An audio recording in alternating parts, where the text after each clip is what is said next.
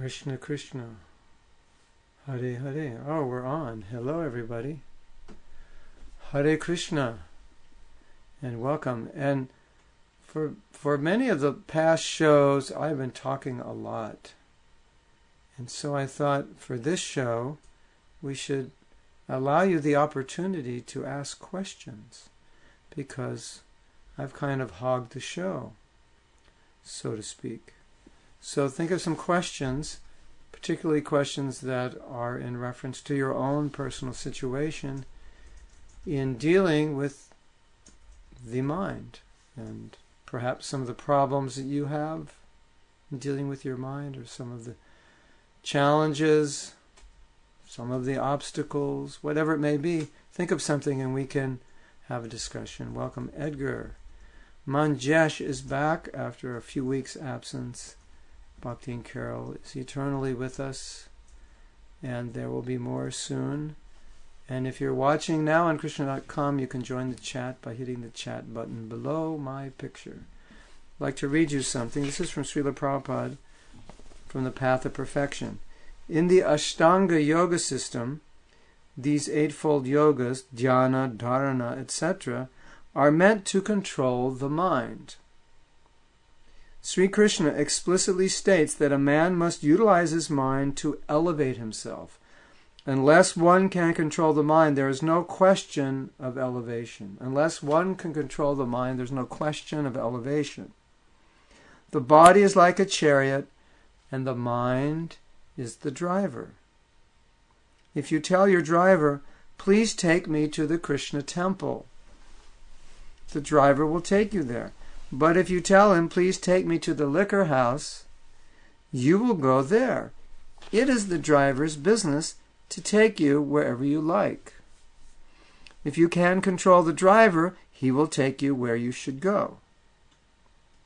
But if not, he will ultimately take you wherever he likes. If you have no control over your driver is your enemy. But if he acts according to your orders, he is your friend. So the mind is the driver of the vehicle, of the body. And we are the passenger. Sometimes we tell the mind where we want to go. Sometimes the mind tells us where he wants to go. It's a battle.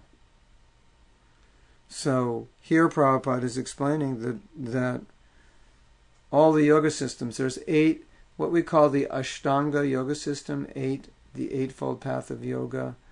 This is the yamas and niyamas, the rules and regulations, and then the hatha yoga, the exercises. And then pratyahara, the control of the senses. And then there is dharana, which is a meditation. Ultimately there's samadhi. I think I missed two of them. Yama niyama and asana, which is hatha, and pratyahara, controlling the senses, and then there's dharana.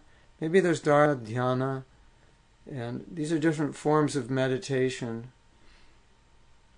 a little more deep meditation, and then there's samadhi, which is fixed meditation. So many places Prabhupada describes that. So please think of your questions. I'm just going to speak until I see some questions.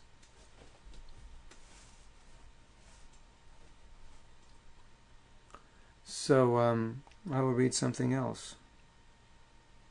Well, here it's nice. Prabhupada says there's no question of elevation if you don't control your mind, because your mind's, as he said, the mind is the driver. So if you don't control your mind, unless you're Krishna conscious, the mind's going to drive you down. So I think an important thing to understand is that a lot of the control of the mind is done not on the spot, but it's done by creating a proper, by creating a proper environment within your life, so that you're in situations or you're doing things which are always helping you control your mind. In Bhagavad Gita, Prabhupada says that a devotee or a Mahatma, he won't put himself into any situation which would cause him to not be Krishna conscious. There are situations we could be in that would cause us to even to act against our will, or act against our better judgment. So a devotee is conscious and determined to be in situations which help us Krishna consciousness. So that's an important aspect of controlling the mind, to not get to the point where sometimes we get to this point where we say, well, I can't control, in this situation I can't control myself. So intelligence means, well, don't get into a situation like that. So part of the way I see mind control, one aspect of it is to never allow yourself to the point where you feel you wouldn't be able to control your mind, or you'd be in a situation where you wouldn't be able to control your mind, or you would just be in a consciousness because of lack, perhaps a lack of spiritual practice, that you would be weak, or in not a good state of consciousness, and then you wouldn't be able to control your mind. So I know a little something about recording. In the recording industry, I think also in video, you have what's called pre-production, and then you have the production, and you have post-production. So in pre-production, you're planning out either the movie, the video, or the music, how you're going to do it, what order you're going to record it, how many instruments, who's going to play what, and so forth. So they say in the pre-production phase you save a lot of time, because if you don't do pre-production, you get going, and then it's kind of like building a building without a blueprint. And then you'll start making mistakes. You haven't thought things out. So I think in many ways this analogy is equivalent to controlling the mind, that much of what goes on in controlling the mind is done in the pre-production, so to speak, stage. That you're keeping yourself, or you're understanding what you need to do and how you need to live, and the proper environments you need to be in and the improper environments you need to avoid. You're doing that in advance, so that you're protecting yourself from situations which could cause you to degrade yourself in some way, or to not be able to discipline yourself. So that's an important factor in controlling the mind. It's not like you want to be in situations, you want to find yourself in situations where you start feeling you won't be able to control your mind. Then that's already too late. So and we're all weak. So why would we put ourselves in a situation like that? It doesn't make sense. So perhaps I'm not so strong, but I'm smart enough, or at least I'm strong enough to keep myself in a situation where I won't become weak, knowing that in certain situations I will become weak, and so I prevent myself from being in those situations. So that's smart. So one of the things we find in controlling the mind is that if we're not smart, then the mind will outsmart us. So we have to outsmart the mind. So that's one way to outsmart the mind. So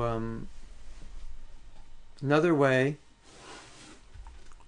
So Bhakti Carol has a question. So we'll take her question. Where does fear fit? Is it part of the mind's activities? Fear, we could say that, just like Prabhupada says, that lust exists within the senses and the mind and the intelligence. So fear is one of the conditional states of material existence: eating, sleeping, mating, and fearing. So it can exist in many levels: intellectually, mentally, sensually. So, but I see fear as this pre-production stage, that a lot of what's going on is a lack of faith in Krishna. Did the camera just move out there? Did you see me wiggle around? Or am I hallucinating? Yeah. Our producer is wiggling the camera. We might have to fire him. I think when he hit the table, it hit the camera. No, okay. So, what they say is that when one takes sannyas, they should go to the forest and live alone. That way they learn how to depend completely on Krishna. So, Fear has different levels. There's the fear which is part of our personality. Some people are more fearful than others, just that's their makeup. And there's the fear which is caused by a lack of faith in Krishna, or our lack of willingness to accept the way the world is and the way our lives are. But certainly we can, in dealing with fear, certainly the ability to control the mind will help us tremendously. And also the ability to reason, to look at situations and reason within our fears. And we may reason our way out of a lot of fears. And then there is the need often to act even in spite of our fears, and that comes from self-control, determination, which are all abilities which the mind can advance further, because these are forms of control. I may be afraid to do something, but I do it, even though I'm afraid. And so I have to control my mind to be able to do that. The mind is saying, because what fear is, fear means you're expecting some result that's going to disturb you or make you unhappy. So that's why you don't do it. And when you say I'm afraid to do something, you're afraid if you do it, you'll be unhappy, you'll be uncomfortable, you'll go out of your comfort zone. In some way you'll be uneasy. So then, with more of the mind controlled, then we can do something even though we're afraid to do it. And remain determined to go ahead, yes, I'll do this anyway, even though I'm afraid. So, that's one aspect of fear, in the mind's relation to it, to be able to act in spite of it, and to be able to control the mind enough to push oneself forward into doing something in which one is afraid of, and go through with it. And a lot of times we find, if we go through with it, that it's not as bad as we thought. A lot of times we find that actually we're making up. We're anticipating something's going to be worse than it is. We're making assumptions which are not really true. So in any aspect of Krishna consciousness, controlling the mind is essential. It will help us in every way. Okay. Camera is steady. Good. So Edgar has a question. Carol, if that didn't answer your question, then let me know, because I can't ask you. So I have to depend on you telling me. Or if you have or if that has created another question in your mind, then tell me. Okay. Edgar says, I have a quick question. I hope this doesn't sound rude. In what situation could we not be able to engage our mind in Krishna consciousness? I see Krishna everywhere, even at clubs where liquor is served. So in what situation could we... Well, that depends on your level of Krishna consciousness, because on a very elevated level of Krishna consciousness, everything reminds you of Krishna, and you would not be able to forget Krishna in any situation. But in an immature stage of Krishna consciousness, maybe you'll go into the liquor store and you'll remember Krishna and you'll think, yes, Krishna's the taste of liquor, but then you may end up drinking the liquor down the road. So in a more immature stage of Krishna consciousness, then we're recommended to be extremely careful about where we go, what modes we associate with, and what people we associate with. So yes, ultimately you could remember Krishna, and everything could remind you of Krishna, but the fact is that in our conditioned state, even if something reminds us of Krishna, at the same time, we might become attached to enjoying that thing. Just like there's a nice story, in the early days of the movement, the devotees were with Prabhupada and they were watching a sunset, and they were telling Prabhupada it wasn't that beautiful. And Prabhupada was saying that if you're attached to the beauty of the sunset, that's not Krishna consciousness. That's an attachment to the material world. But if the beauty of the sunset reminds you of Krishna and creates and inspires an attachment to Krishna, thinking, oh, Krishna created this sunset, he's so artistic, or he's so powerful, or he's so wonderful, that's different. So you might be in a situation which is not conducive to Krishna consciousness, but it may remind you of Krishna on some level, but it may also incite a desire to enjoy, because that desire is very strong in our conditioned state. So early on in the movement, Prabhupada recommended a schedule of activities and engagement for us in where he said there would be no time for Maya. So there are certain activities which we could or would consider Maya. Now, how much Maya you're in by being around those activities or doing those activities is another thing. You could say, well, I play sports, it reminds me of Krishna.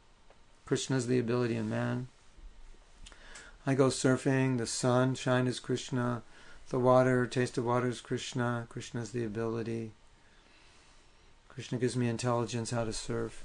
So, that's true to some degree, but at the same time, you could easily forget Krishna in your quest to enjoy those things.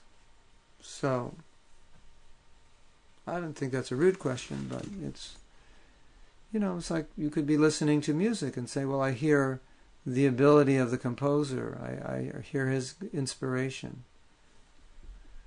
That may be there, but it's not really recommended. But if we're in those situations, then we should think that way. I was telling the devotees, I was on a plane and they had the movie Iron Man. And I was thinking of Krishna, because Iron Man was doing so many of the things that Krishna does, these phenomenal things. So it reminded me of Krishna. I actually got inspired by it, but it's not recommended. I wouldn't recommend everybody go see Iron Man, because everyone may not get inspired by it, and it's not a conventional way of getting inspired in Krishna consciousness. So, okay, Carol says, there were demons who thought of Krishna but not in a favorable way. Yes. So there's two kinds of service, anukulyena krishnanu-silanam. Service should be favorable. Because then you could say, well, when I smoke marijuana, I think of Krishna. So the thinking of Krishna is favorable, but the smoking of marijuana is not favorable. So favorable is according to the instructions of Guru. And then if service is done favorably, naturally we become more peaceful and the mind becomes more controlled. It's less of a struggle. But service which is not favorable is generally not in line with Guru's instructions or the instructions of sadhu, but it's more of our own imaginative process of bhakti. But there'll always be a bad result from that. If you want the best result, then you follow as closely as possible to the order of Guru, the order of Shastra, the order of Sadhu.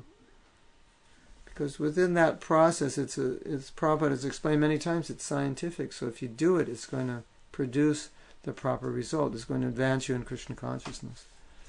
And if you don't do it, it's going to create some problem, or it's going to slow you down. Okay. Prema Sindhu. Welcome, Prema Sindhu. Isn't that a nice name? Prema Sindhu. It's the ocean of love. How would you like to be an ocean of love? Actually, that's the goal.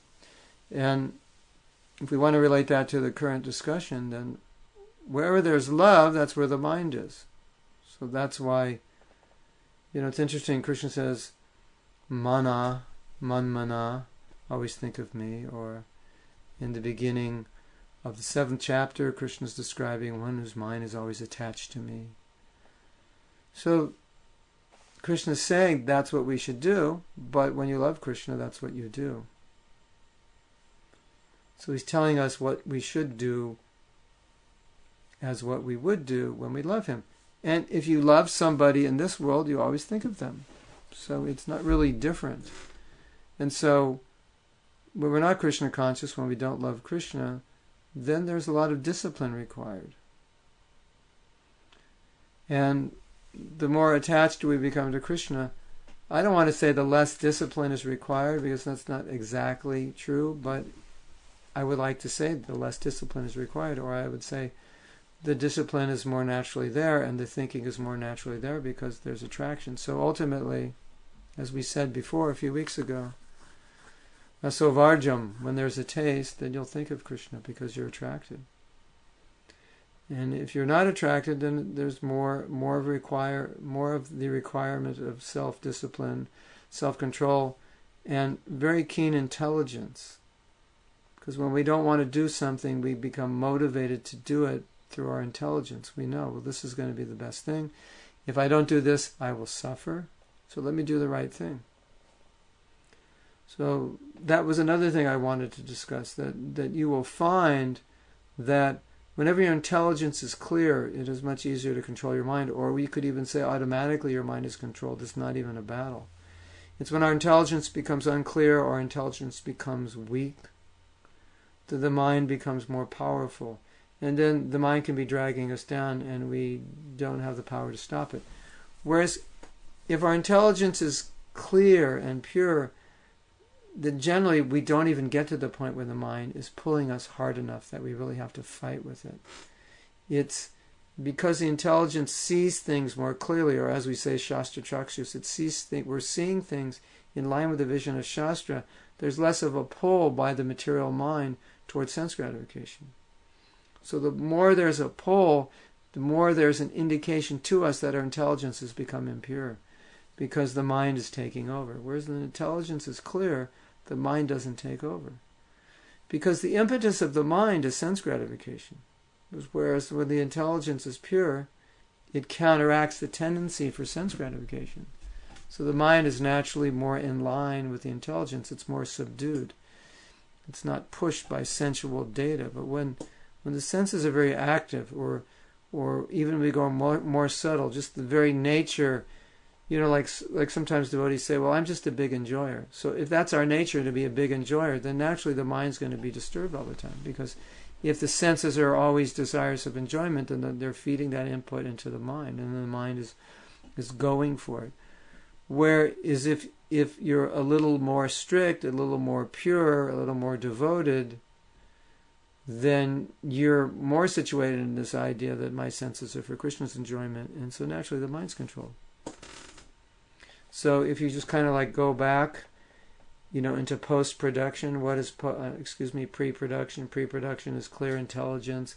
Pre-production is I'm a servant of Krishna. You in pre-production you program your mind. You program your, I wouldn't say your mind. You program your intelligence and your state of being on a higher level of Krishna consciousness with a higher level of intention, then actually your mind is going to be there. Or maybe not naturally, but maybe not entirely naturally, but it's going to be there a lot more. So the reason the mind is not there, the mind is going away from Krishna, is because we want to enjoy the world.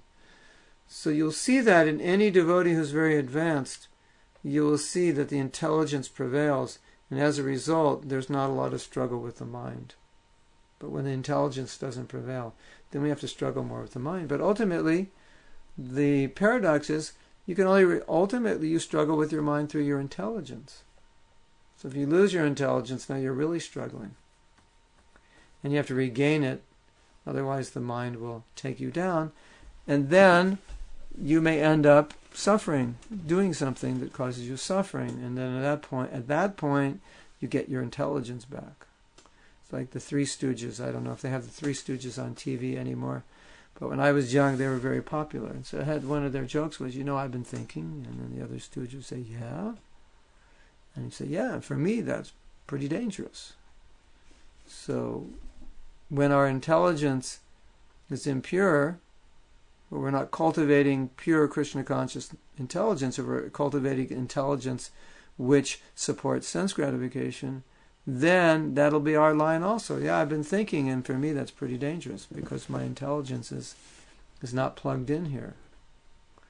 When the intelligence is plugged in, naturally your thinking supports your Krishna consciousness. So that's really the position we want to be in. So you imagine, what do they say? The psychologists say, like you have something like 60,000 thoughts a day. like this huge number of thoughts a day, like 2,000 thoughts a minute, 2,000 thoughts, 3,000 thoughts an hour. So if you have 60,000 thoughts and they're all Krishna conscious, wow. I mean, just think how Krishna conscious you'll be. Just think how inspired you'll be. 60,000 Krishna conscious thoughts in a day. That's a lot. What about 60,000 thoughts of sense gratification in a day? Then think how hard it will be to be Krishna conscious. So when you do the math and you realize, well, how important it is to be in the proper state of consciousness, which will inspire Krishna conscious thoughts. Because you're going to have a lot of them in one day. 60,000 of them, that's a lot of Krishna consciousness. So that's a lot of Maya, isn't it? Do we get